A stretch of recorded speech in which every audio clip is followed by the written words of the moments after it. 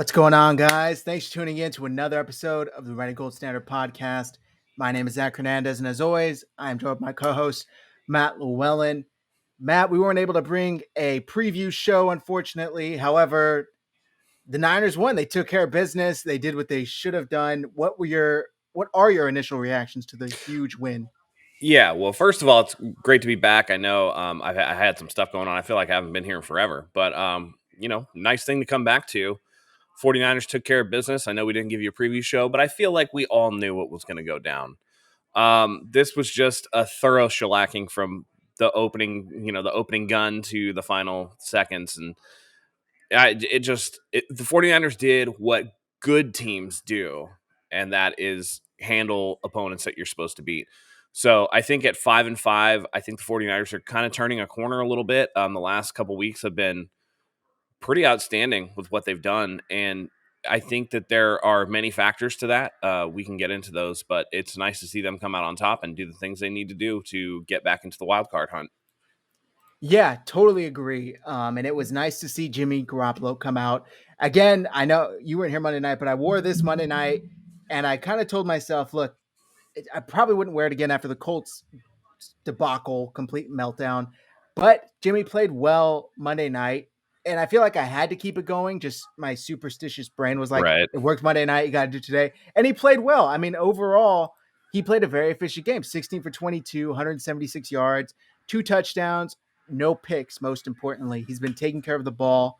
Do you think just this fire of maybe getting benched has finally gotten hot enough for Jimmy to start playing well? Or do you think this is just who he is and this is what we've seen? And right now he's on a good streak.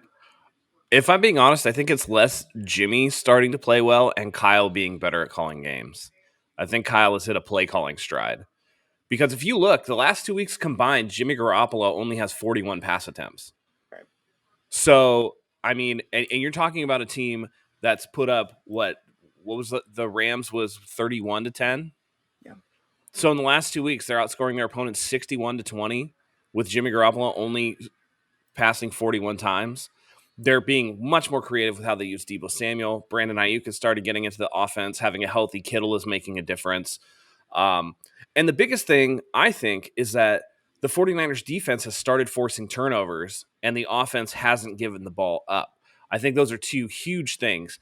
Today, another thing that struck me was the fact that, minus a ticky-tack personal or a pass interference against Jaquaski Tart at the end of the game, 49ers didn't commit any penalties.